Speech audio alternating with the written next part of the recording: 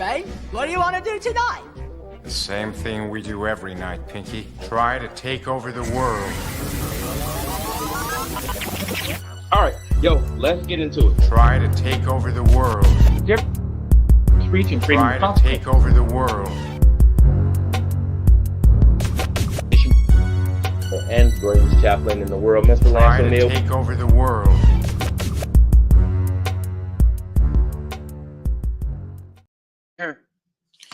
What up, what up, what up, what up, what up, world? It's your boys, the POGs, and we are back again. I am here by the grace of God, man. I think my kids are trying to take me out. I got some kind of bug or something that came and almost took me out last week. So I do apologize for missing you guys last week, but I am back on my feet barely, but we here. What up, Chappie? How you been? I'm doing good. Now I've got I think I have an 11-year-old with the same thing you have, because she's over there saying, I can't find what pill I need to take. Yeah. And she's saying, come help. And I'm like, I can't. Yeah, Oh, she just wants cough drops. So she's going to get some cough drops. It is So something. there you go. I don't know what it is, but it is something that hit and it hit hard, man, and it just hit fast. And apparently I am the personal incubator for the family because all the colds come through me. Whatever reason, anybody gets sick, they hand it off to dad, and then they're miraculously healed, and I'm the one suffering on my deathbed. Oh, That sucks, because I'm the exact opposite. They come home with stuff all the time, and I basically never get sick. So that must be a beautiful life. All right, so we have a lot to catch up on. Basically, 2 weeks of chaos. I do fully expect the episode to run a little long today, so we're just gonna rock it and let it rock. We'll edit it how it edits, and we'll flow how it flows. Up until the point where it cuts off, and that's fine. Man, catching up in the world. I think I fought with everybody and their grandma within the last 2 weeks. Democrats, Republicans, Independents. we had a math fight. Yeah, I don't know what's in the water.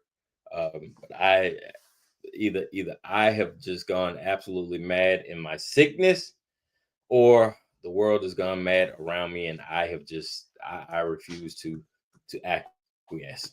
So we're gonna talk about a lot of stuff. For those of you guys that are watching, welcome to the show. We got guys all over the place. We got people watching everywhere. We got the family out in CTR Media Network. We are on YouTube, Facebook. You can catch us on Twitch. Man, we are all over the place and then some. So drop comments. We got them coming in from all over the place. We love to hear from you. If you want to talk, join us. I think if you don't mind, let's start with the chaos of this week, work our way back and try to dial in. Biggest thing, tariffs. We got to talk about it, and then we'll get into the rest of the chaos and work our way back. So, POTUS 47 stuck to his claim. You know, he stuck to his promise of initiating the tariffs, the 25% tariffs on our neighbors to the north and south. It was an interesting maneuver, man. I probably wouldn't have done it. But then again, that's why I don't get paid the big bucks. Canada, our neighbors to the north, swiftly struck back with tariffs of their own. And then a couple of hours later, so did our neighbors to the south with their own set of tariffs, with most experts saying that it could cost Americans somewhere between $1,400 to $1,800 a year annually. And when the POTUS was questioned about it, his response was interesting. You remember? Did you get a chance to see what he said? I'm not sure I saw that one. Yeah, something to the effect of there may be pain points. That may be. He said something to the effect of there may be pain, but Americans are resilient, and this is what they wanted me to do. Yeah, I think that's a good starting point, man. What are your thoughts on tariffs while I get everything set up? And then I'll come in and give my thoughts on tariffs. We have a poll going up. If you guys we're trying something new. We got a poll on our live feed and Facebook going up right now. If you think the tariffs are a good idea or a bad idea, if you guys are watching us on Facebook Live, go ahead and check us out over there and hit the poll. We'll be sharing those live results as well. But in the meantime, what are your thoughts, Chappie? What do you think? I don't think it's nearly as big a deal as everybody's making it out to be, because I don't think it's going to last all that long. I think there's a few things to consider. Canada has had tariffs on the U.S. on a lot of different things. Milk, for example, cheese, some of the different things that would hurt their economy because they want people doing their own, buying Canadian. We are also at a net deficit, trade deficit to both Canada and Mexico. That means we sell more products from Canada and from Mexico than U.S. products in Canada or Mexico. So overall, it's going to hurt their. If it's going to be this thing where it's like a tit for tat, it's going to hurt their economies more because it would be fewer. We'd be buying their products less than they would be buying ours. I've always kind of been a fan of mirror tariffs, and that was more out of what was going on with China a decade ago. China has a lot of tariffs against the United States, especially things on big things like cars and some of the other major appliances, stuff like that. So if you were just say, okay, so, and they did it by tariff, they do it by tariffs. They do it by saying, okay, if you want to buy a US car in China, we're going to slap 100% tariff on it. That means a $30,000 Ford is now going to cost you $60,000, right? So you can still buy it, but realistically, it's very, very difficult to get anybody to do that. So I've always kind of been a big fan of mirrors and saying, okay, if you're going to put this up against the U.S., then we should do the same thing. That's why NAFTA worked as well as it did in the ways it worked well between Canada, U.S., and Mexico with the free trade zone, North American free trade zone. NAFTA, that was Clinton. It was Clinton, yeah. Yeah, so you had a free trade zone and a lot of there's lots of deals. The US has lots of free trade agreements with different places and other places don't, right? And that's always been an economic. I did a paper, gosh, for what was it, like Intel, one of my senior Intel classes, and it was what would the US do? What should the US do in the Horn of Africa? And my paper was basically like we should set up a free trade zone in Africa, and that would probably do more for the stabilizing of Ethiopia, Somalia, Djibouti, and such, and then to have them treat free trade among themselves as well than anything militarily. So there's ways that you can do these tariffs that make sense, and I think we're so early in on it that Trump is basically using it as the threat. He's holding the gun to these other countries' heads, saying, "Okay, either back down with what I'm demanding, or I'm going to put this tariff on you." And what's funny is it already happened and worked once for him in Colombia when Colombia said, "Well, we're not taking these illegal immigrants that are back, and so we're not going to take them." And he said, "Okay, well, we're going to throw a 25 or 50 or whatever percent tariff on it." And within a matter of 24 hours, the Colombian president said, "Well, okay, well, we'll take them, but we want them treated better," or something like that. It's like, okay, easy peasy. That's part it.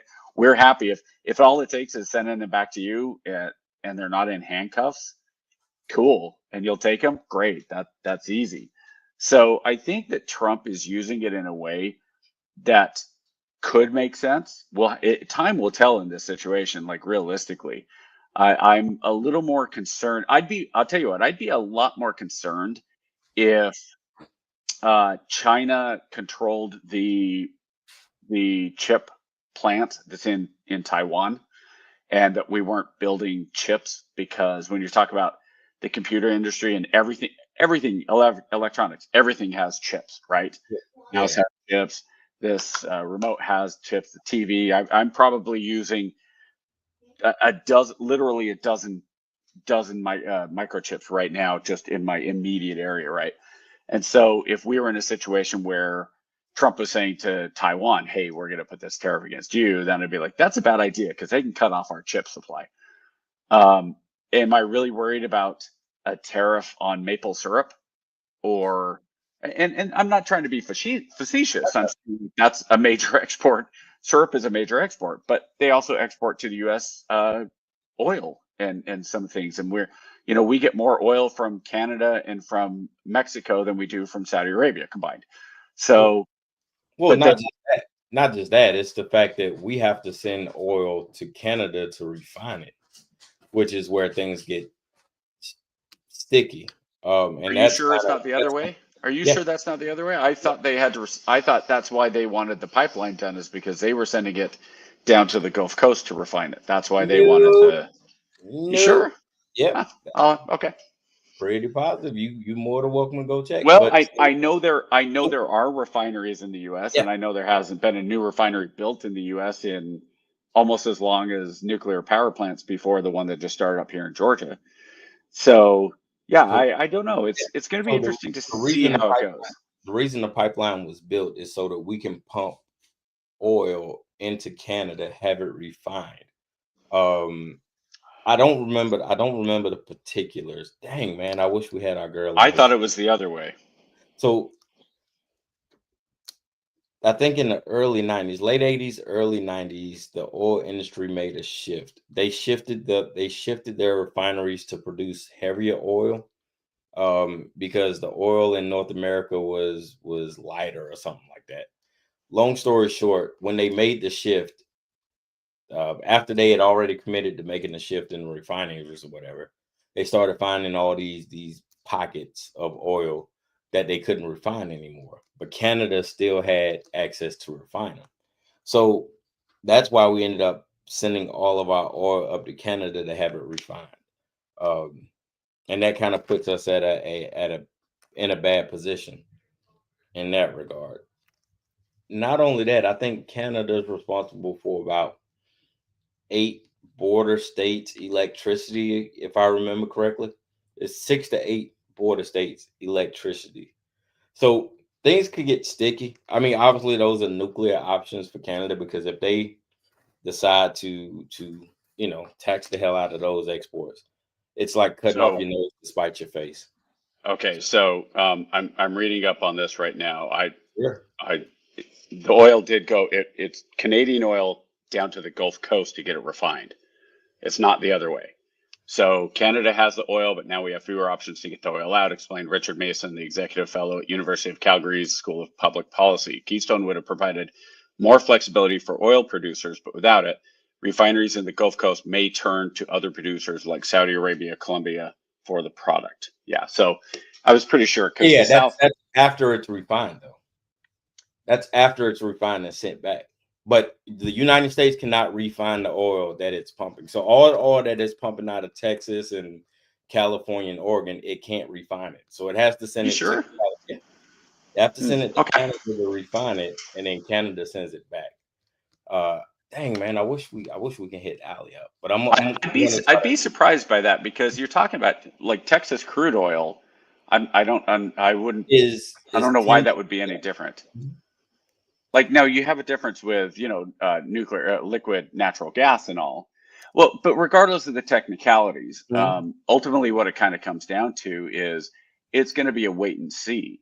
It's going to be, are these tariffs going to be better for the U.S.? Are they not going to be? I've seen some people on the right make this statement, and while I agree with it, um, theoretically, when they say if you need to have these tariffs to stop the fentanyl because fentanyl's killed 100,000 people, and until Canada and Mexico stop allowing fentanyl to come into the United States, then yeah, we should tariff for them until they stop that. Yeah, theoretically, okay, I agree with that, but at the same time, fentanyl is not coming just from Canada or Mexico, and most of it's being produced in China. So you really want to stop the fentanyl thing, that's what you do. Um, I don't know. I think there's a lot of moving parts, and I think that you don't. I'll go back to an old standby of mine. You I'm gonna drop don't out. have, yeah, you don't have the what's it called, the trust in the journalism and the media to be able to provide actual real information and good analysis anymore. So that's one of the things, like, probably let's say 20, 30, 40 years ago. Let's say this happened. Let's say Reagan did this. Let's say Reagan came out and said, "Hey, I'm gonna throw these tariffs up with Canada." You'd probably be more likely to have some fair-minded economists go on to Meet the Press or on to Crossfire, and you'd have a fair understanding of why it's good, why it's bad, the pros and the cons. Now all you do is you just have the screeching of, depending which news source you want to go on to. I think you know that I have a subscription to the New York Times. Yeah. And because I know what conservatives think. I'm a conservative. I could almost any issue I can spout what without watching. I have not watched Fox News literally. I've not seen Hannity, any of them. If Hannity wasn't on Fox News anymore, I wouldn't know, right? Unless it was covered by the New York Times, which I'm sure it would be. But I think that that's one of the biggest disappointments I have right now, is that we simply don't have a good, strong journalism that is going to give good analysis without making it. It's okay to say that stuff that Trump is going to do or the administration is going to do could lead to issues, without screaming from the rooftops that it's going to bring the entire country down and it's going to ruin the entire country. And that's what we're missing. And on the other side, you don't have any or very few conservative leaning sites or news sources that say, you know what, maybe the way he's doing this isn't really the best way of doing it.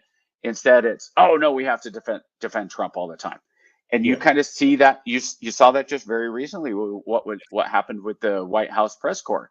You have these people on the left freaking out that they're losing this access, and the Pentagon is switched out.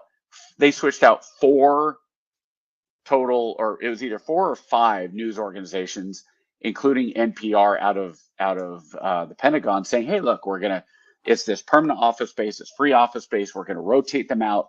There's 16 or 20, we're going to rotate 4 or 5 every year, so that other media gets in there and they have some of the ability to go in and get information as well, right? And the people on the left were freaking out because, well, you cut out NBC. Well, yeah, and ABC still has it, and CBS still has it. So I mean, it's not like they're throwing out all the liberal press. Meanwhile, you've seen instances. Well, you've seen instances of the Obama administration, DOJ, going after journalists. You had people freaking. Yeah, but they've never thrown out. They've never restricted access, though. There's a difference between criticizing the journal out institution, and then outright saying, hey, you got to get the hell up out. You don't think the Biden administration took away access? No. Absolutely. They've kicked out a journalist for being disrespectful, but they've never kicked out organizations completely out of the building. This is unprecedented on every level, and we can't just sit back and overlook it and just say, oh, well, this is normal. No, this is not normal. It's not. You can't. There's no other time in America. But I don't have a problem with it not being normal. That's my point. Is if you've had, let's say, okay. So let's say it's every 4 years, 4 will be changing, right? And it's NBC, CBS, ABC, AP News, Reuters, and you go down the list, right? And you have Fox News, which everybody says, hey, they're a shill for the Republicans. Cool. And you have the other side. And so the split is basically 15-1. And the Trump administration comes in and says, well, you know what? We're kind of sick and tired of being a 15-1. We're going to make it 12-4. I really don't have a problem with that. That's not the split, and that's not the split. It's never like that, man. Traditionally, it has been. It absolutely has been. And then, kicking journalists out of buildings goes against freedom of the press, man. Hold on. We have to get to a point to where either one, the Constitution matters, or it doesn't. And it amazes me how easily the scale of acceptability can slide, right? We can sit back and say, oh, I have no problem with us violating the Constitution here, and here. oh, but we got to make sure we don't violate. Whoa. Where is it written in the Constitution that says NBC has to have a free office in the Pentagon, or the AP has to get the first question of every new administration? It's not just it doesn't. It's not just about having the free office. It's about having access to coverage. No, all it is for the Pentagon is they of the 16 offices that are given space to those different news organizations, they are rotating them out. They still have press passes. They still have reporters that can go in, and they still have the White House. Look at the White House. The White House just came out and said, we're going to issue a whole bunch of new access passes to a whole group. We're going to have bloggers. We're going to have this. Now, you don't have to agree with bloggers and all that, but they didn't kick the AP out. They didn't kick CNN out.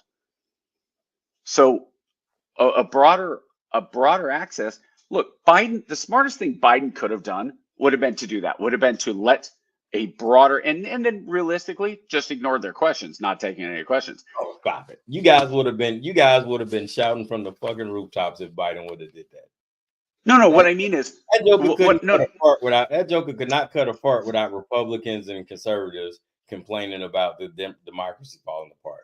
Had that Joker made a move and said anything, had he made a move and said, hey, listen, Fox News, we're going to put Fox News out of this building. Mm-hmm. You telling me right now you guys would have been like, hey, that's a great We would have absolutely freaked out. But why?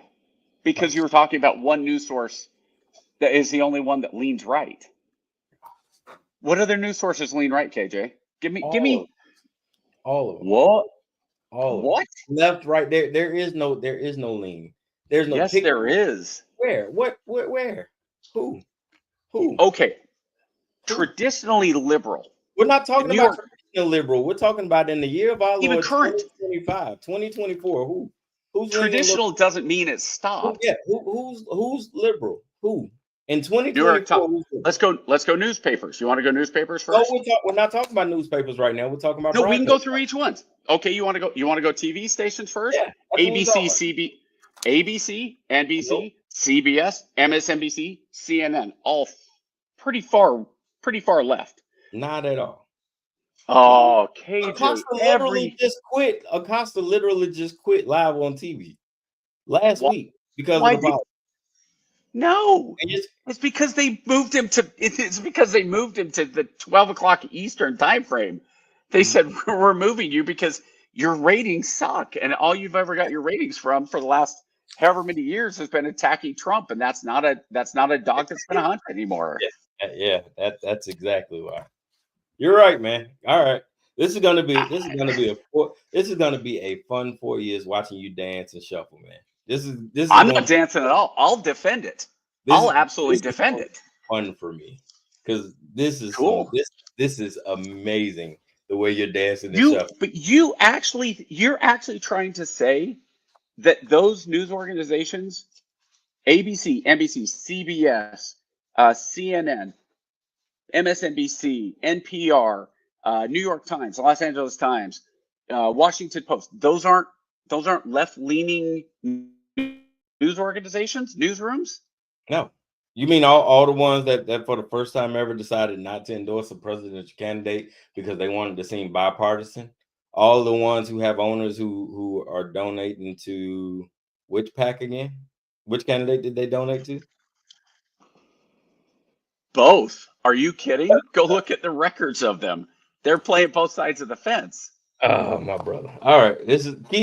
Keep going, man, because this is hilarious, man. It could be hilarious or not. I mean, look, there's a difference between me just saying this. If you go up and you look and you say, what news sources, the analysis, which one leans more right, which one's more left from nonpartisan media groups, those are true. I'm not saying there aren't right-leaning ones. Historically, yeah, but in the last year, you will see unequivocally, it does not exist. It doesn't. That's bullshit. That's bullshit. It totally does. That's like telling me that's the same thing, but that's the same song and dance we did with the whole Trump is Trump's for the country and Project 2025. Like all of this stuff we sit back and we feign and we say, oh, this isn't true at all. This isn't true at all. And then you start seeing this stuff happen, and then you be like, oh, if only we had known. I get it. Let's talk about that. Let's shift gears and talk about that a little Get bit. it. Because I've noticed something on this Project 25 thing. I've seen some stuff that people say, see, Project 25, they told us that it wasn't coming, and it was. The things that these alleged Project 25, the ones that are being passed have been conservative ideas for 20 years, 30 years, 40 years. If you look at, let's use the most recent one, like securing the border. Well, Project 2025 said they were going to round up all the illegal immigrants and kick them out and secure the border. Well, yeah, Trump was saying that 8-9 years ago. There's a reason a lot of people voted for him was because of that. That's not a special magic secret Project 2025. That's a conservative thing saying, hey, we think borders are important. We want to secure our borders, and people that are here illegally need to leave and get back in line to come to this country legally. And if they want to be here, you follow the right process, which are by the laws, the immigration laws. That's not some secret magic Project 2025 thing. That is a well-known conservative. It's like if you said, well, Project 2025 says we need to get rid of, say again? An interesting take. It's not new. No, it's not new. That's like saying, you could say the same thing. I'm gonna give you an example. It's gonna be wild, but it's gonna try the point right. You're gonna say, I had a friend tell me, he said, the reason why slaves were enslaved so long is they never voted it out. If they didn't want to be slaves, they could have just voted not to be slaves anymore. That's a stupid thing to say. Yeah. It's crazy, right? Asinine, right? Slaves. Yeah. Immigration, right? Whoa, wait. Oh, are you saying, who are you saying voted it out? No. They're saying slaves. If slaves didn't want to be slaves, they could have just voted against it. How? They didn't have the vote. These are conversations I've had the last 2 weeks. But your friend's an idiot. I've had these kinds of conversations. I will tell you. But that's the same type of thing as people saying, "Wow, Trump's been in office for 2 months and he hasn't done anything yet." And it was, he hadn't been. He's done a lot. It's just nothing. No. What I'm saying is he wasn't in office yet. But no, when it comes to immigration, I'll tell you, every at its bare bones, right? Every citizen in America can sit back and say, hey, it's not a conservative idea to want legal immigration, right? It's not. It's an American idea, right? But here's the nuance. And like I said, the devil's in the details, and God damn it, I swear, it's something about conservatives that they are a stickler for details, except when they're not, right? They'll say, oh, this is what the people wanted. Yeah, I got it, right? So they swept through New York, right? Got all the way. We're going for the illegals. We're going for, we got it, right? Swept through. Sure, a small percentage of the people they were going after. Sure. Not done. But they went through. They got 900 people, but they missed some neighborhoods. Missed some neighborhoods. All right, cool. Understand. First day, understood. Swept through second day, missed some neighborhoods. Swept through third day, missed some neighborhoods. It's been 2 weeks since they've been doing this? They're still missing some neighborhoods. Then you see Chicago, Florida. So it's been about 10 days, and we got some trends. Because we got data, we got analysis, right? And here is what we know. Right? We know unequivocally they are really adept at harassing the hell out of brown people. So much so that they've kidnapped indigenous Indians, right? Even with a CIA or CIBs, right? Certificates of Indian blood, to the point to where they told them, hey man, that's not real proof of citizenship. Get in the back of the truck, you got to go downtown. Right? And which is horrible, illegally, by the way. Which is horrible, by the way. No doubt. Yeah. They've illegally violated citizens' rights and locked up citizens. They've locked up military veterans of Hispanic descent. I mean, the cases go on and on. But what they haven't done is they have systematically skipped over those Eastern European neighborhoods in those big cities. And they say, oh, well, we'll get to them. We just hadn't gotten to them yet. But they're coming. We'll get to them. Right. And I told you, it's not about what you do, it's how you do it. And we'll sit back and and people will say, oh well, we'll get there. It's coming, right? It's coming, right? But the devil's in the details. How do you go through and you champion 9,000, 1,200 arrests, and not one neighborhood in all these cities, not one? And you can say, well, that's not, that is the disturbing part.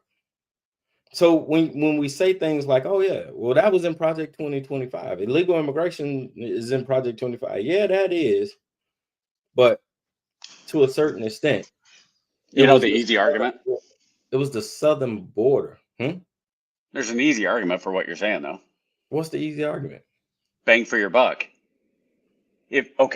What I mean by that is, if you're going into certain neighborhoods that have a higher concentration of people that are more likely to be illegals because of tracking, like they've been tracking this for years, and they say, okay, most of the cities, there's certain cities that, why are you not doing immigration roundups in Salt Lake versus Phoenix?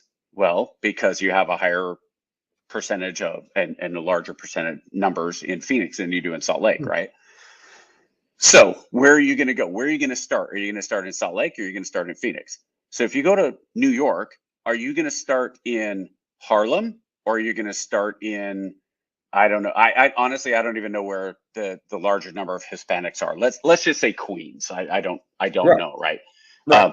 So if you say, well, how come ICE isn't starting in Harlem and they're not, or in Midtown Manhattan, but they're starting in Queens? Well, you only have a certain number of ICE agents, and you say, well, where are we going to get the most bang for our buck? If we go in, and we're not just randomly trying to get people, we're targeting people.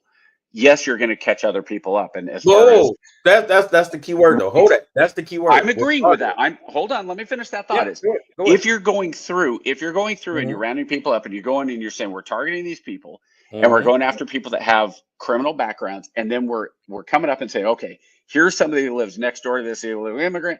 Turns out he's a U.S. citizen. First of all, it's ridiculous that somebody that's from Puerto Rico, and they're going, well, you're not a U.S. citizen. The guy in the camera is going, I'm a U.S. citizen. And the ICE agent's going, no, you're not. It's like, dude, you're from Puerto Rico. But then the question is, how do you prove it? Yes, now you have a situation where it's not against the law because, unfortunately or fortunately, depending on how you want to look at it, you have the right to have constitutional rights, which are writ of habeas corpus. You have some things to prove. Now, the question becomes see, I wish I could bring up your situation, but I don't want to tell that story out of school. I mean, my situation is not, it's not well, but okay. So I have a friend. Let's put it like this. I have a friend, and this friend gets pulled over by the police, and they say, hey, you look like somebody that we're after. We've been told there's somebody who's driving a car that looks like yours or looks like his, and has pretty general looks as yours. We need to show that that's not you.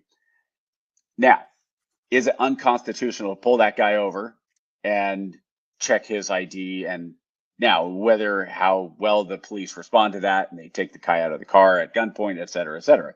And we've talked about some of the issues with police training, and unfortunately also police safety comes into play too, right?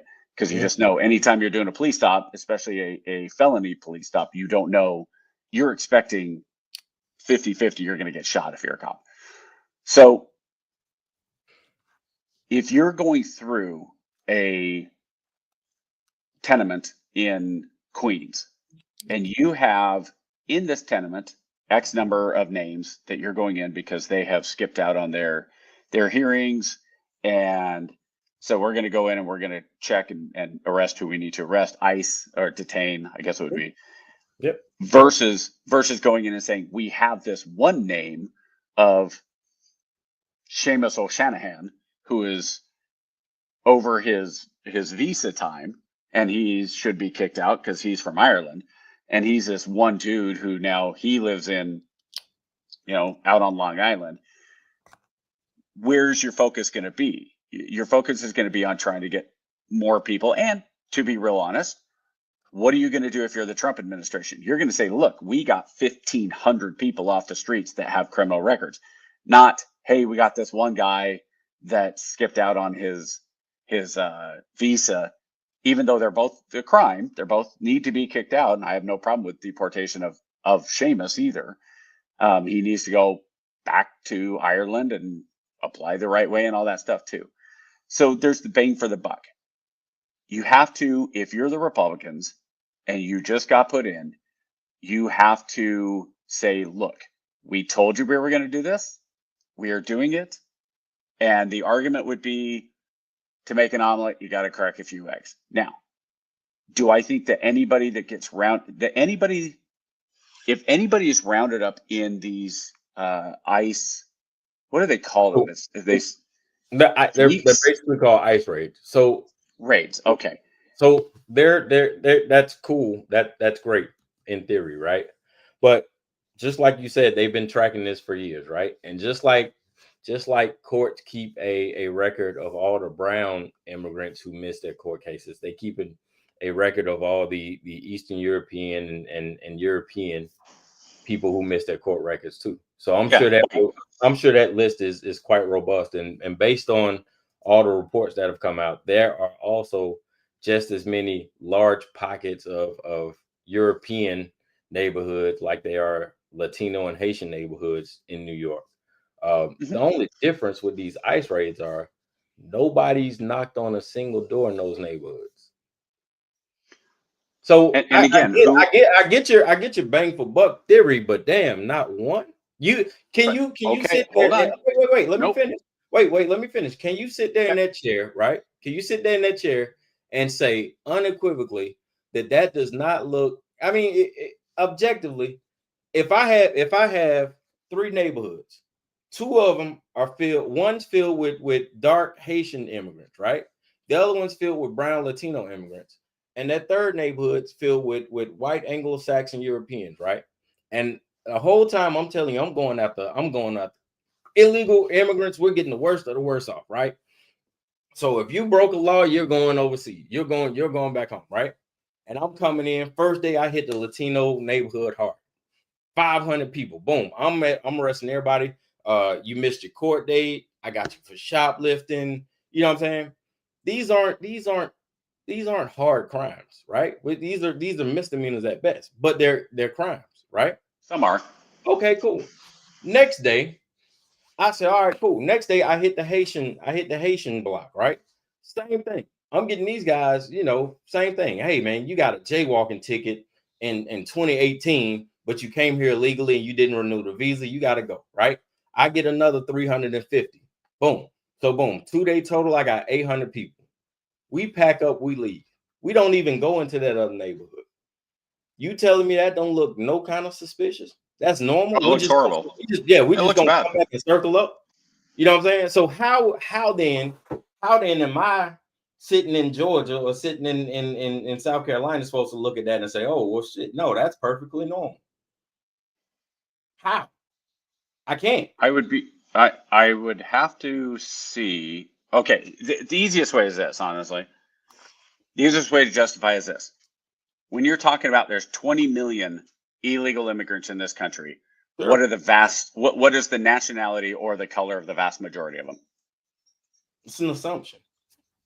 No, that are coming from the vast majority of instances coming through the southern border, which you get all the press and everything. Out of those 20 million is 10, 15 million that have brown skin from Latin American countries? No, because you still got the guys coming from Asia, and you still got the Europeans that were using the southern chain as well.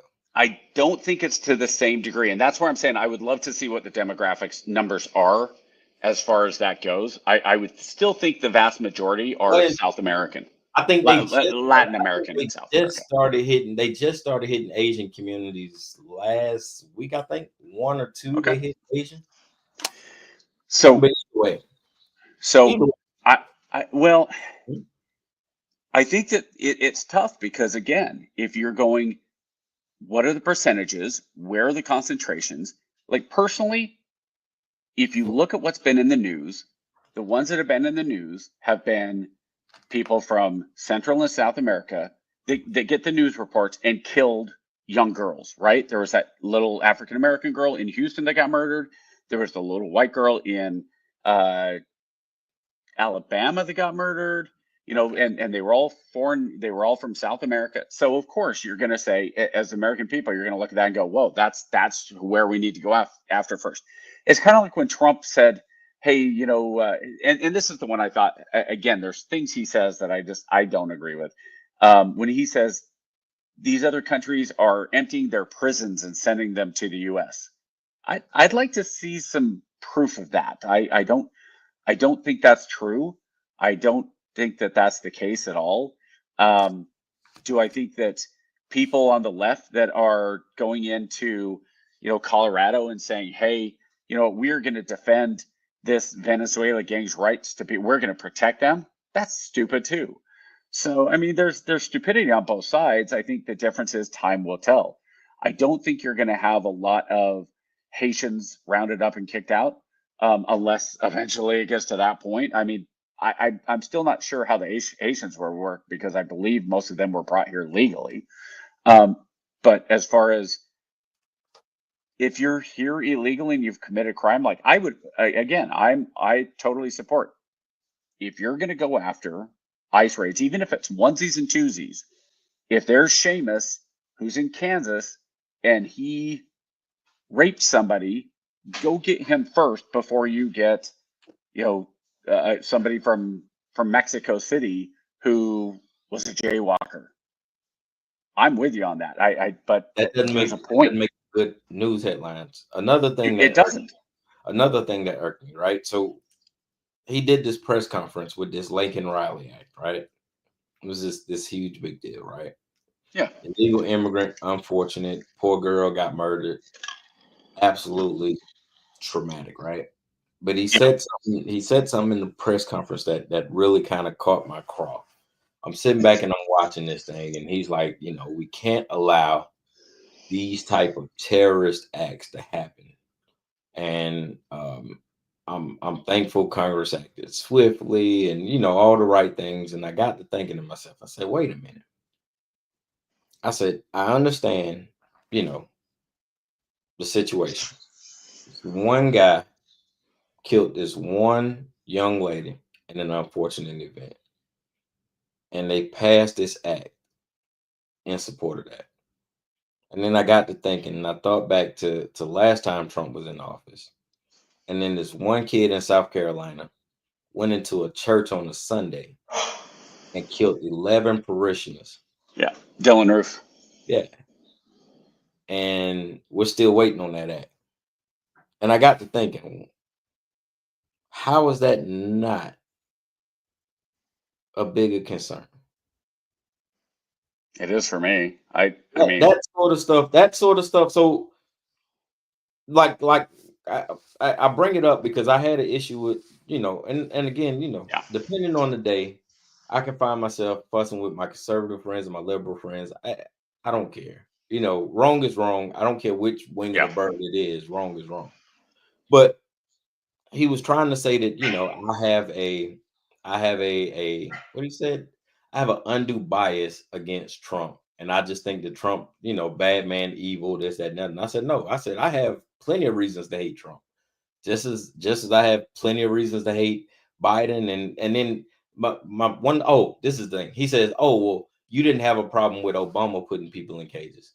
I said, you must be new here. I said, you must be new here. I said, I used to rag on Obama all the time. I said, it's interesting to me that you will bring up Obama because you see my blackface and his blackface and you automatically assume a supportive correlation. I said, but that's the difference between you and I. I said, I'm willing to call it out no matter who the fuck it is in charge. You, however, you have a blind allegiance because just like I think this is wrong, I'm going to call it out. And yeah, Obama's wrong. Oh yeah, that's what it was. Guantanamo Bay. They were talking about opening up Guantanamo Bay for immigrants. I was like, yeah, I probably don't want women and children in Guantanamo Bay. And then we got into talking about kids in cages and this, that, and the other. And I was like, all right, cool. Let me, full disclosure, we've probably been putting people in cages for a very long time. As far as I can remember, at least the mid 90s, Clinton was putting people in cages, right? I think they're called Sally ports or something like that. So they're not really cages, they're like chain link dividers. Oh, yeah, Sally Port's something Yeah, specific though. It's a yeah, cage. I mean, yeah. we can That's call what it I'm a saying. cage. Yeah. So I'm like, the kids in cages thing, I get the sensationalism and I understand the media. It's clingy, it matters, it catches. I get it, right? So it works, right? It gets the people going. But you can't tell me that, Obama doing that and you had, that's absolutely wrong. But then you're coming back and you're saying, well, now you support sending kids and mothers to Guantanamo. Listen, Guantanamo Bay was pretty dark and dank spot, man. Like I'm all for, hey, whatever. The proper, capturing and stuff. And they're trying to build up the capacity. And I mean, hell, when we were at Fort Bliss, they were housing people on Fort Bliss left and right. They couldn't find enough housing for people crossing the border. They were putting people in the barracks out in Alamo Gordo the whole nine. So I get it. But to come in and say, oh, well, it was wrong when Obama did it, and it was wrong when Biden did it. But now Trump's doing, oh, well, this is a necessary evil because we got to do something to stop it.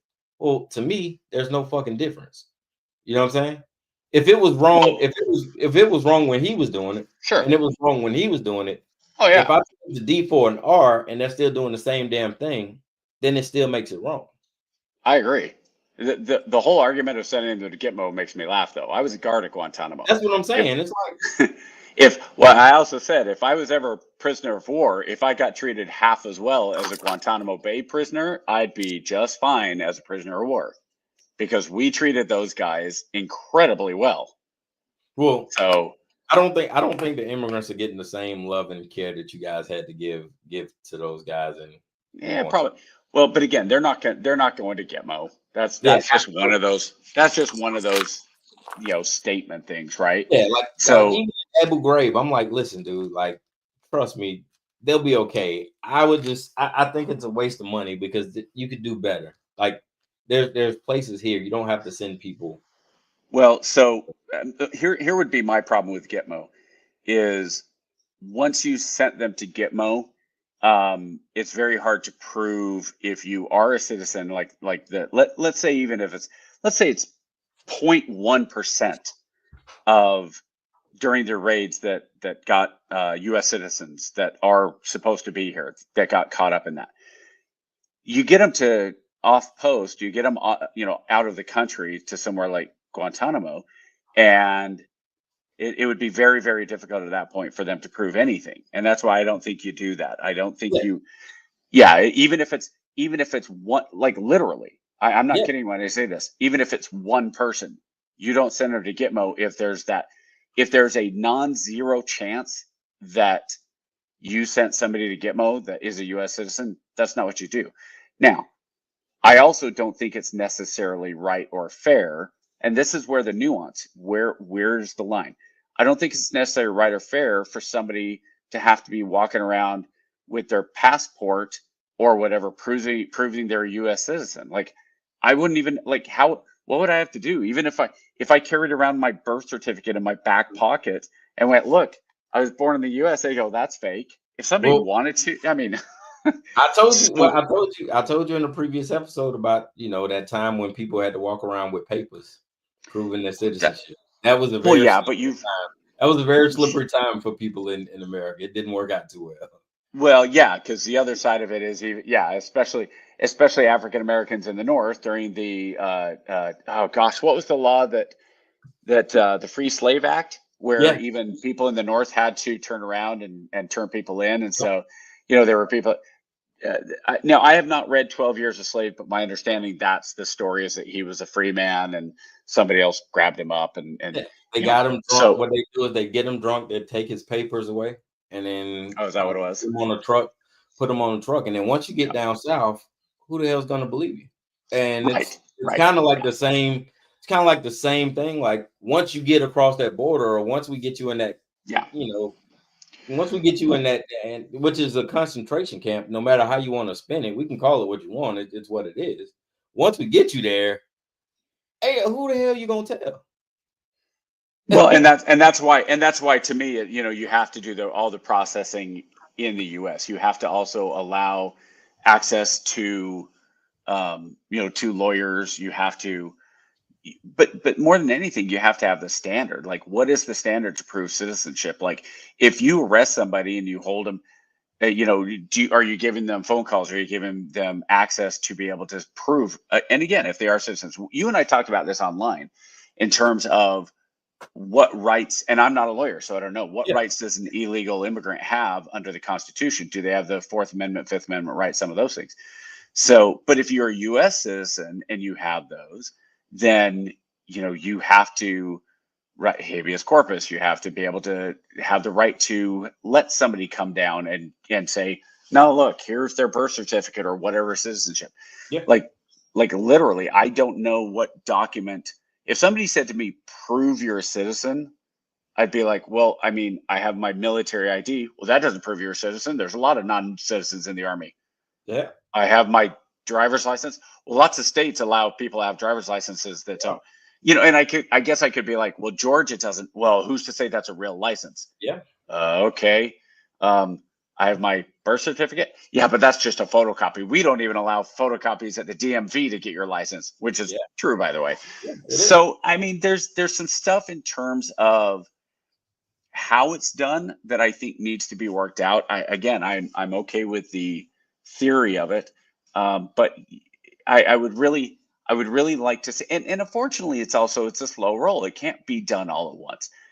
It's probably better that there have only been whatever the number is, 1,900 caught up in these raids and sent back to their country. Only 1,900 so far. That's probably not a bad thing, because if you were talking about 19,000, how many of those mistakes were made that now you sent somebody to? Well, so Holman he's expressed his I guess his frustration with citizens helping illegals, and he feels like it's a miscarriage of justice because they are just trying to do their jobs. They're just trying to do their jobs, which is what the president wants. But at the same time, concerned citizens and neighborhoods is like, hey man, stop with the shit.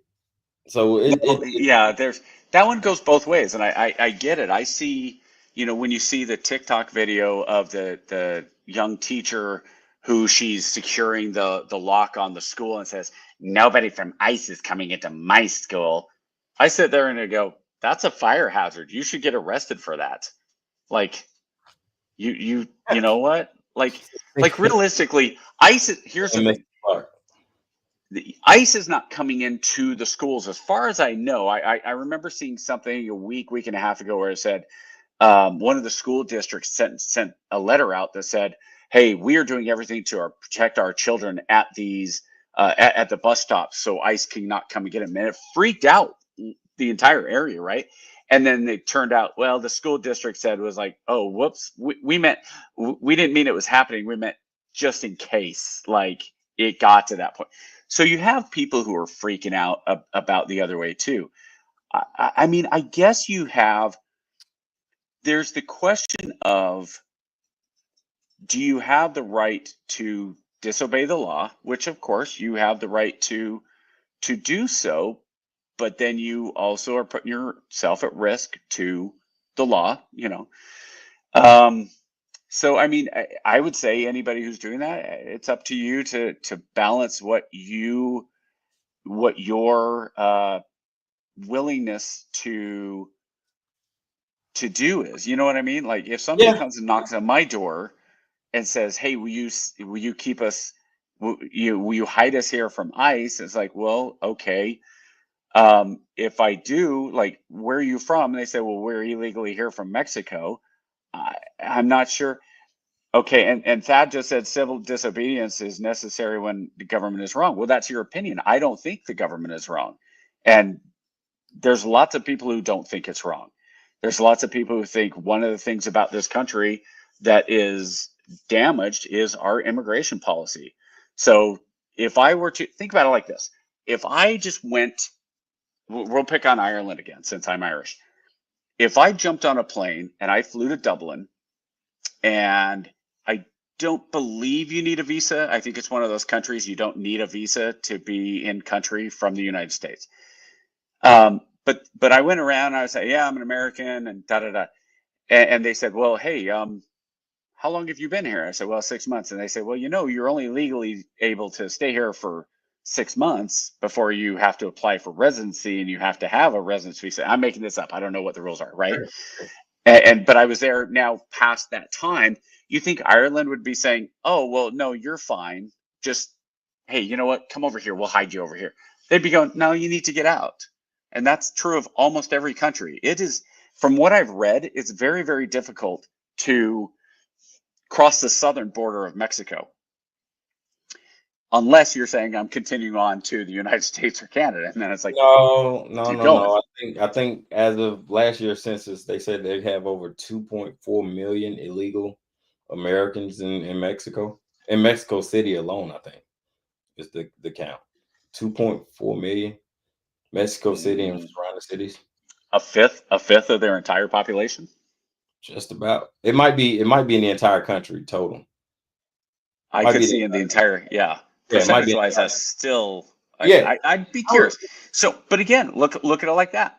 Do I have any problem if Mexico goes around and rounds up American citizens and says you need to GTFO back to America? No, it's a sovereign country. You can't buy land. You can't, if you're not a U.S. citizen, or I mean, if you're not a Mexican citizen, you can't buy land in Mexico. Well, they are. It's not only Mexicans. The very first plane load was Venezuelans. We can't buy land. They can't buy land. Illegals can't buy land here either. Mm-hmm. I remember reading a book in high school about something like that. What was that book about the girl, the illegal family that stayed in the attic for a while? Oh, are you talking? That's Anne Frank. Yeah, that girl. Not the same thing. Not the same thing, but yeah. I mean, we're getting there. Not the same thing. We're walking that fine line. I mean, we start there. Where are we at? There's some similarities there. No, there's really not. Are they going through and are they taking people and shooting them against the wall? Not yet. Please. Yeah. Not yet. Anyway, what's our next? Do we have another subject? But I'll tell you, in 1939 they weren't doing that. They weren't shooting people in 1939. Oh no, the violence had started way before that. The brown shirts started way before that. Yeah. No, the violence started. One of the earlier ones was in like 1933 in Kristallnacht.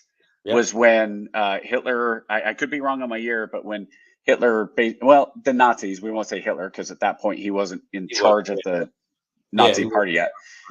But he was working his way up, and during Kristallnacht they went through and basically the night of 1,000 shards, or night of 1,000 glass. So they went through and they basically destroyed the businesses of a bunch of Jewish in the entire area, right? So throughout the country.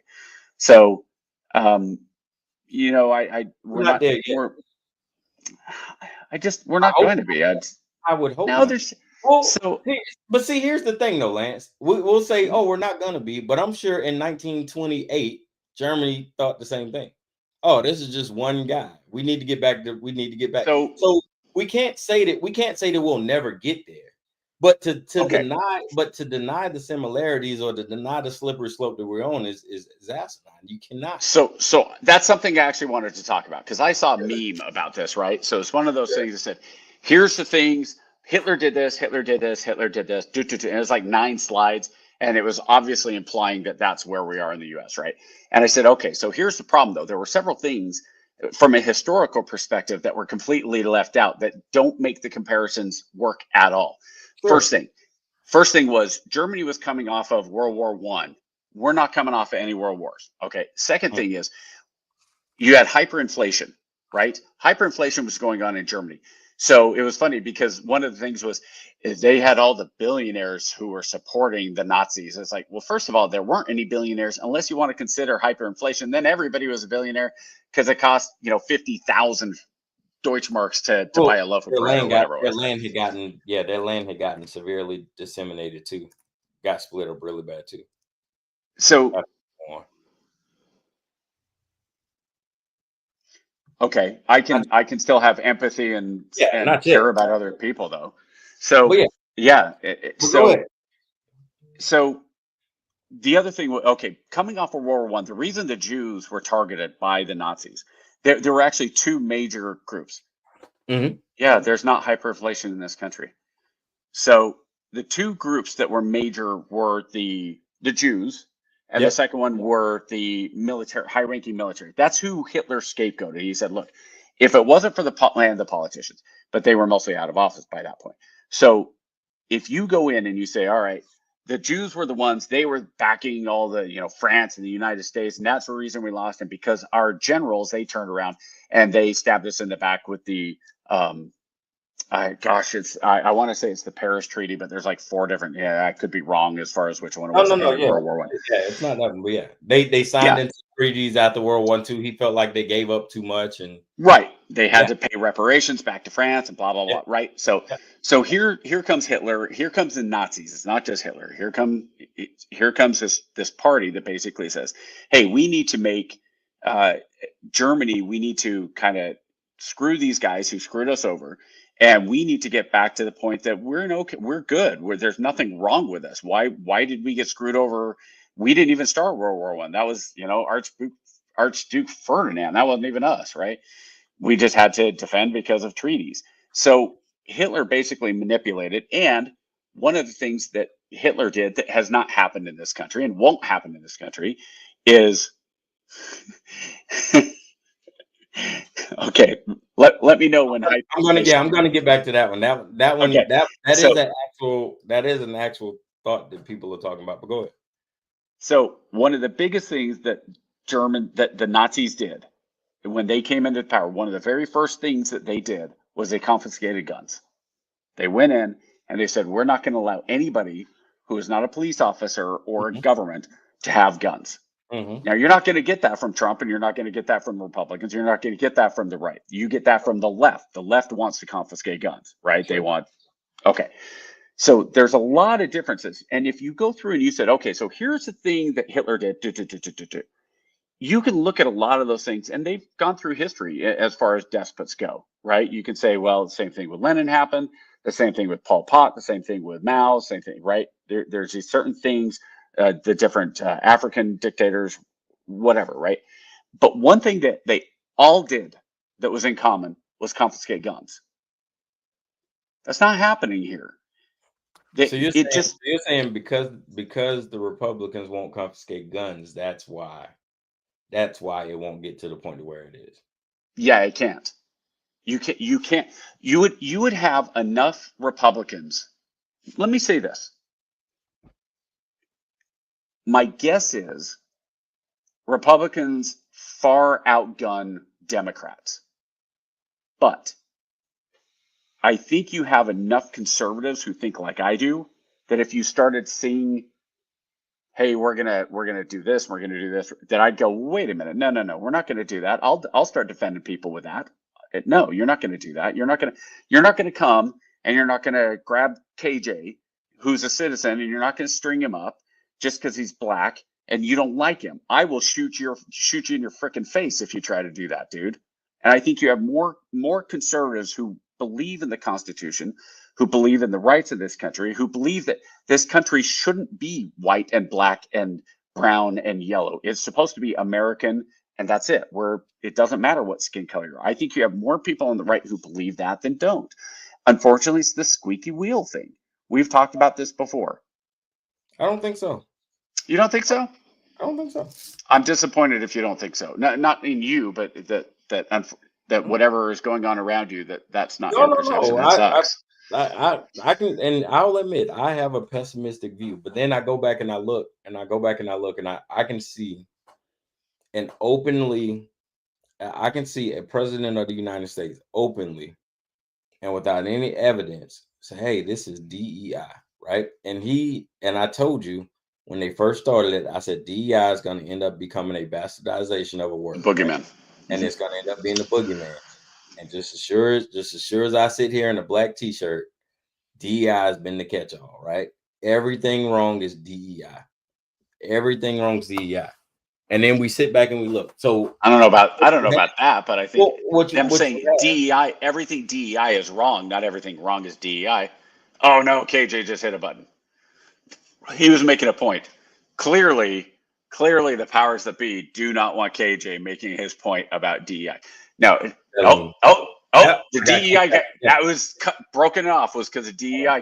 KJ, I got kicked out of my own show. Isn't that crazy? But no. So the point I was making is So what you have is a country who was frustrated, right? They saw they were at a point where it's saying, okay, our grocery prices, our economy's jacked up. We need change, right? And you have this charismatic leader who they felt got the short end of the stick, who was persecuted by the government unlawfully or whatever. He says, hey, put me back in the chute and I'm gonna fix it, right? I'm gonna fix things. We're gonna turn this thing around. I'm gonna fix everything that was wrong with us, right? Gonna try to. And the country says, all right, man, hey, you got it. Right? We don't believe the other guys have our best interests at heart. We're gonna give you a shot. Now go fix it. All right. And the first thing this POTUS does is he says, okay, hey, the reason why everything was messed up is because of DEI, right? And we still to this day don't have a clear understanding of what DEI is, right? We don't, because what most people believe DEI is black people getting in the way of shit. And I know you can shake your head no. You can shake your head no, but it is. It's the same. What I think it is. I know it's not what you think it is. And I'm not accusing you at all. But what I'm telling you is people think DEI is black. The same way people took, just like I told you, it's not the intent is what it is. Just like when BLM first came out. Perception is reality. And BLM turned into a black thing, right? The whole thug thing, right? We've taken these code words and we've changed them into black, right? They just mean black. So now DEI is black. When the truth of the matter is, wait, Black Lives Matter wasn't black? No, Black Lives Matter was not black. Once liberal allies get involved, it's no longer black. Oh, and I tell you that all the time. But I've told you that all the time. And right, I was confused because no. I thought Black Lives Matter by definition. Same thing. What was the last thing we talked? I think woke. Yeah, woke was the last thing, right? We talked about woke. Right? And then people will say, oh, it's woke policies. It's woke policies. And then woke ended up going from hey man, stay alert to what's going on in the black community to when liberal allies got a hold to it. Now it's code word for everything black. You know what I'm saying? So now when you hear people talk about, I don't agree with woke on black. I've always thought woke equal left. No, I think most people would say woke is leftist. No, well, it's leftist, but it's also code for urban policies, and we know the code for urban is what? Apparently, you just went off the dog whistle. Well, yeah. So you know what I'm saying. So I mean, we get it. You know what I'm saying. We understand what these words are, right? And then what people fail to realize is, again, numbers don't lie. It's the same thing with affirmative action. Like everybody was, oh, we get rid of affirmative action because black people are abusing the system. Black people are the perennial scapegoats of everything that's wrong in America. And after a while, you just throw your fucking hands up and be like, yo, I'm sick of this shit, right? Black people, like I told you with affirmative action, black people didn't benefit from affirmative action. It's not going to affect us because our numbers stay the same no matter which way it goes. Just like with DEI. So the U.S. Department of Labor, I had to go back and I had to do some research on it because I couldn't believe it, right? Out of the DEI available categories and positions, for the U.S. Department of Labor over the last 10 years. I want to play a game with you. I want you to guess what percentage, and I'll give you numbers within 10%. You don't need to. Ask me the question. What percentage do you think Black people have for those DEI positions over the last decade for DEI positions? Of government DEI funded positions? Not just government, nationwide DEI positions, Black people. I'm gonna blow your mind. See, here's the thing. Because you said that, I see you shouldn't have said it, because now I'm going to say it's like 2%. Because you said that, I'm going to say it's like 2% now. I wouldn't have guessed 2% before that. I know you wouldn't. You wouldn't have even thought. But the answer is 4. You're not that far off. The answer is 4%. 4%. So and here would be my question. And this is where the problem lies. And this is where Malcolm X comes into play. When you get the white allies. I'm glad you brought that up, Lance. I prepared you a list. Would you like to know who's the most benefited categories of DEI over the last decade? Leftist white women? Yeah, number 1, you got it. I'm shocked. No, I knew that. Number 2, Latinos. Leftist white men. Yeah. Oh, it's not leftist white men? No. Latinos, number 3. Wait, it's just white women, not leftist white women. No. Okay. White women, period. White women. Yeah. Number 2, Latinos. Number 3, Asians. Damn, this list sounds familiar. Sounds like affirmative action all over again. Number 4, Native Americans. Number 5, people with disabilities. Number 6, United States veterans.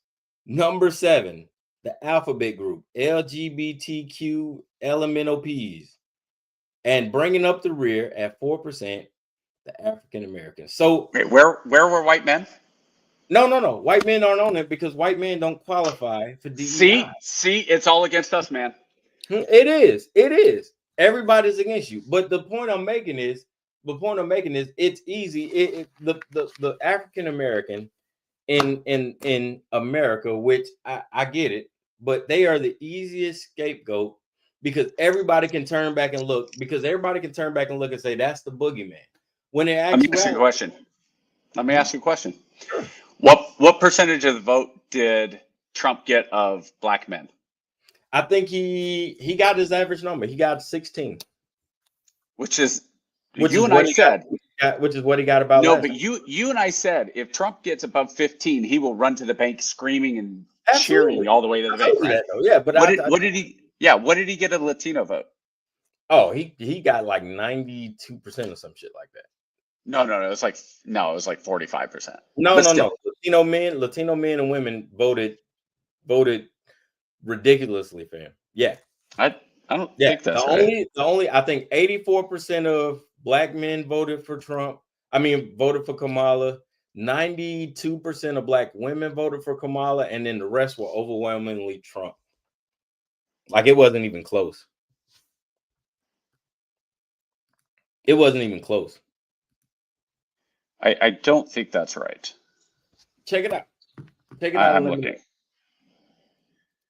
Let's see if we can find it by demographics. Sharing the data. New York Times. January 2025, but that's a map. I just want to see the breakdown. No, that's not going to work. Post-election. Oh, I thought I just saw it. Okay, let's see. Trump improved his standing with voters across racial demographics, including white voters. Harris 25. Okay, Hispanic voters from net 38 in 2020 to net plus 11. So he went up.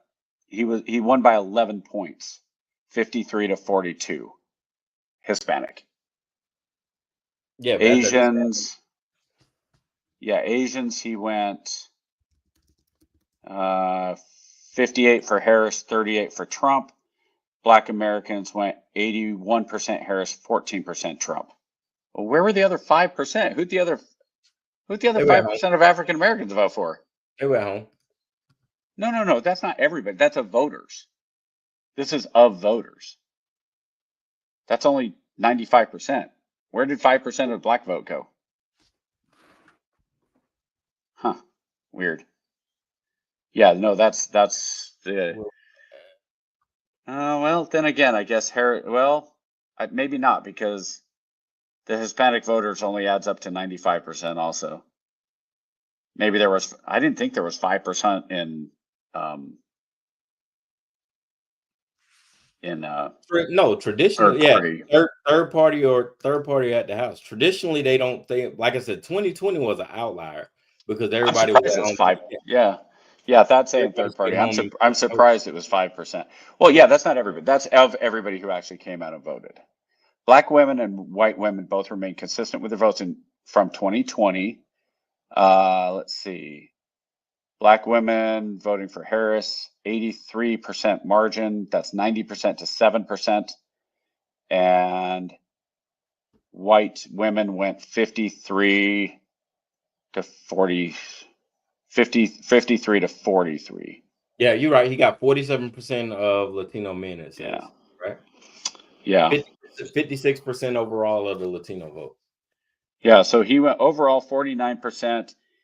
Trump got 60% of white men, 53% of white women. White plus 50, black men, 24% of black men, 7% of black women, 50% of Hispanic men, 36% of Hispanic women. Yeah. Yeah. So that's about right. Yeah. Yeah. So I mean, it kind of goes down to you have a point where. Oh yeah, I saw that he said that. I think that, like, again, with the DEI stuff, I don't disagree that this stuff gets corrupted by white leftists. It's something that I personally, you and I, we've talked about this all day. We've talked at hundreds of hours about this. Is you and I believe that anybody can have an individual thought and have individual reasons to vote the way they do and believe what they believe, and that's all fine. My problem is when you have people who basically, my biggest problem with racism is the soft racism of the left. It's that savior mentality of the left of, well, we have to help. I'm a white woman. I have to help the poor black children, black people that I work with, because they can't do anything for themselves. I sit there going, are you kidding? Like, do you hear how racist that is? That's just ridiculous. And if it's kind of like the stuff you're getting right now when people call you names, whether it's on the right or the left, I sit there and go, why shouldn't KJ? I had somebody ask me, like, how educated is KJ? Like, what's his background? I said, I don't care how educated he is. He does a good job of his research. He's as self-educated as I am. Like, I don't remember who asked me. So, but, just because look, I've met PhDs, not Thad. I've met PhDs who are complete morons. And you know what that told me? It meant they had the time and the money to stay in school long enough to get a PhD. And I've also met people. I've met people that dropped out. What's the old line of, what is it? There's a song or something like the smartest guy I ever met was somebody who dropped out in, like, elementary school. If anybody has, tell them I dropped out in 3rd grade after I learned how to count on my fingers and toes. I didn't need to do it anymore. Well, there's actually some value in not going to school for that long. So we did. Hey man, we spent an hour 18 minutes on this topic. We did not get to anything. All right, so we got to rock. All right. So let's not go to anything else. Let's go to something really important here. Okay. Let's talk. What do you want to go next? Let's just go to what's really important. How do the Dallas Mavericks trade Luka Doncic for Anthony Davis, basically straight up? And and get a single first round, and they got a first round pick from the Lakers. That's it. Yeah. Yeah. In the hood, we call that crack. Mm-hmm. Yeah, crack. I've seen more calls for Silver to veto that trade than the Chris Paul trade to the Lakers Yeah. 10 years ago. No, that's cocaine. This might be. Oh, and since we've been talking, apparently there have been some other trades too. So if you're not an NBA guy or girl and you don't want to watch, this is the time to pop smoke, because we're going to talk NBA for the next 11 minutes, and then we're going to stop on time. Okay, this was the argument I made. Now the Jazz were involved in this, right? So the Jazz were in the middle of this to make the salary numbers and all that work. Do you think for a minute that when the Lakers or Dallas called Danny Ainge and said, "Hey, Danny, I've got a trade. Here's my guess is it was the Lakers, right? They called Danny and said, "Hey, Danny, we need some help to get a trade done. We can give you this the 2023 number 17 pick that the Lakers played. He's been hurt most of the season. He's a young guy. He'll fit in. We'll give you him, and you'll also get a second round pick from both us and the team you're doing. And basically, we just need a team to make the cap work. And if it's not you, we're going to call somebody else. It's going to be you'll have to throw in $110,000 in cash just to make the cap work. Yeah. We're going to go somewhere else. Are you willing to do that?" And he goes, if Danny says, "Who's the trade?" and they go, "Yeah, we're not ready to disclose that," because there's no way. You think if Lakers or Dallas said, "Yeah, it's going to be Anthony Davis for Luka Doncic," that Danny doesn't say, "Okay, I'll tell you what. Nah. Call me in 5 minutes. Call up Dallas. Say, what did they offer you? Yeah. You're trading Luka? Hold on. Before you say yes to anything, it's not signed. I don't care. You can renege. This is not a no take backsies. What did they offer? What do you want from us? Let's see. You're trading Luka? Yeah. How about we give you Walker Kessler, Keontae George, any other person on our roster that you pick, and say 4 first-round picks. No, not enough. 5. How's that? 6? Yeah. Cool. There's just no way. They just I've always assumed the NBA was rigged. Like ever since the NBA, I mean, the referee came out and said that they, fix games. So I'm done with it. Like, you see stuff like this, you're just like, man, like how can you defend it? Then they say, "Oh, well, he had a conditioning issue, and we didn't want to pay him that money, so it was a no-brainer." If only there was another white European player that was soft, that has had conditioning problems, that we could compare Luka Doncic to. I don't know, that's in the league right now, that maybe has won the last 2 MVP. Yeah, it's just like, sure. If you're a team anywhere in the NBA and you're going, we have a superstar that we need to trade, who do we not want to trade him to? Yeah. We probably don't want to trade him to the Lakers, right? Yeah. I don't care who. You look at, and I was telling my friend he's a Lakers fan, right?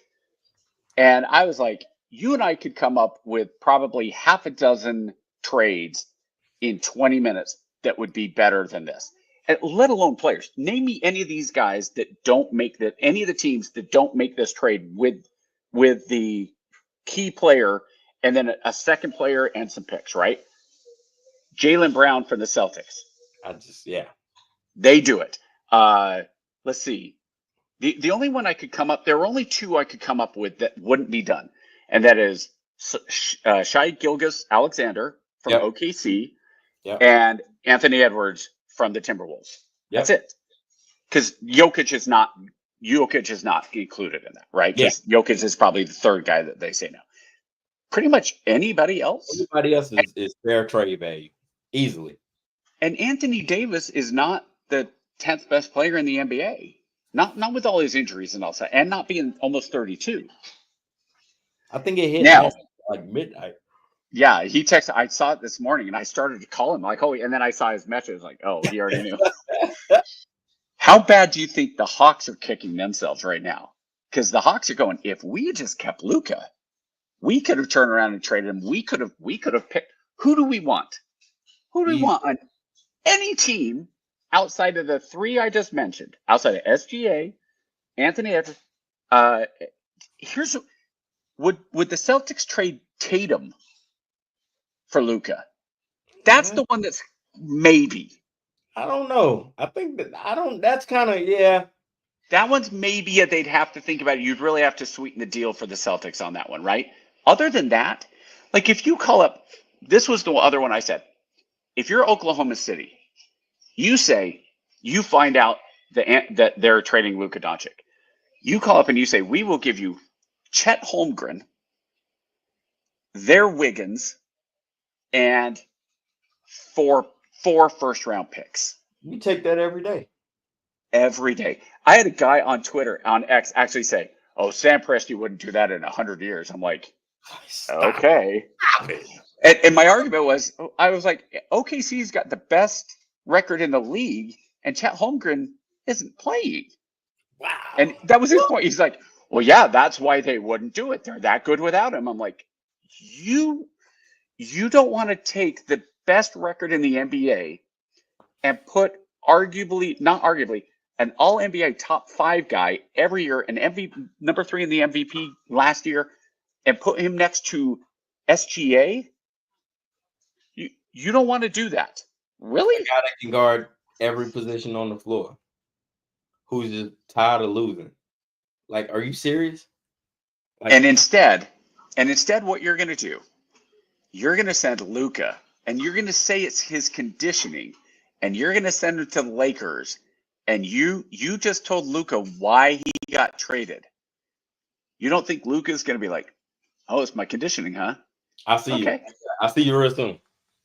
Okay. I saw. You remember Harden? How bad Harden was?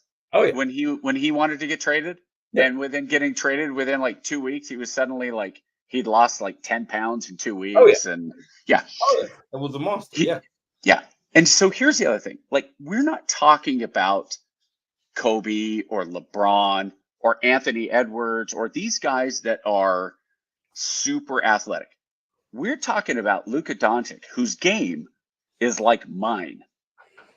Doesn't get off the ground, pass and shoot. That's it. He is the 50-year-old at the Y who played like D1 ball when he was younger.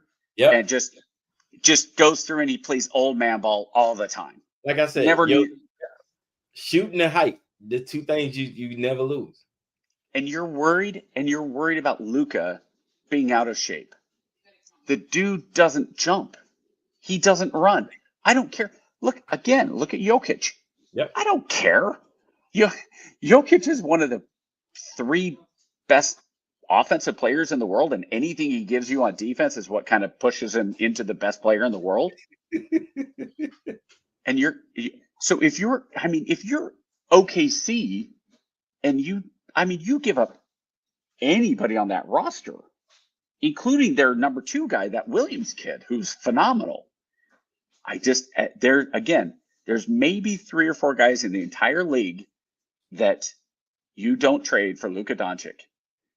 And you got Anthony Davis. Now, if it was Zion Williamson, yeah, I'd be worried about it.